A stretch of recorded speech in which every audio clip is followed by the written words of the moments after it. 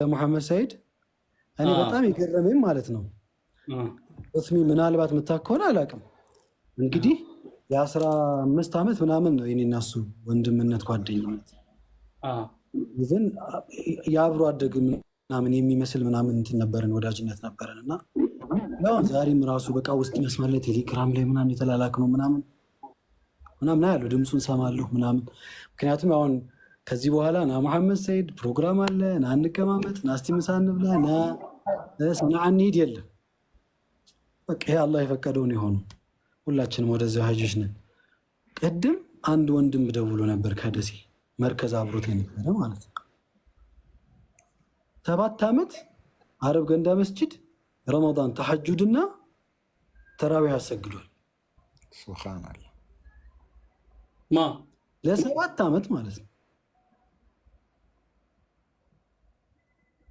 በጣም ነው አጅብ። እኔ አንድ ቀን ነግሮኝ አያውቅም ምን አይነት ኢኽላስ እንዳለው ነው ያየሁት። ምን አይነት አላህ ጋር ያለውን በቃ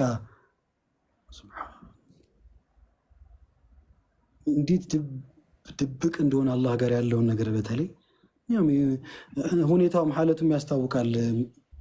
እኛ ጋርም ሆኖ ምናምን ብዙ መድረክ ላይ ብዙ ሐረካቶች ምናምን አይመቸውም። መሐመድ ሰይድ በጣም ኢኽላስ ነው መስራት የሚፈልገው።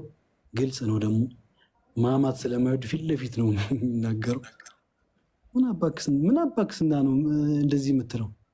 አጠገቤ ሰው ታማለህ እንዴ ምናምን ብሎ የሚቆጣ ሰው ነው መሐመድ ሰይድ። ወላሂ ወንድ ነው በቃ መሐመድ ሰይድ ማለት ወንድ ልጅ። ግን ሙአዜ አንድ እውነት ለመናገር አላህ እንግዲህ አላህ ምንም ያው ቤተሰቦችም ሰብር ይስጣቸውና ሁሉም ከተደረገ በኋላ አንድ ይሄ ነገር በእንደዚህ አይነት ሁኔታ እንዲሁም ያበቃ አሁን ቤተሰቡንም በታገዘው ብቻ ሳይሆን አንዳንድ ሰዎች ያው ካለፉ በኋላ ይወደሳሉ፣ ከአንዳንድ ሰዎች ደግሞ በቆም እያሉ ይደረጋሉና ታስታውስ ከሆነ ያኔ አምባሳደር እኔ ለመጀመሪያ ጊዜ ነው እንደዚህ አቴንድ ያደረኩትና ምንም ኤክስፔሪንሱም የለኝም አይቼም አላውቅም እንዳጋጣሚ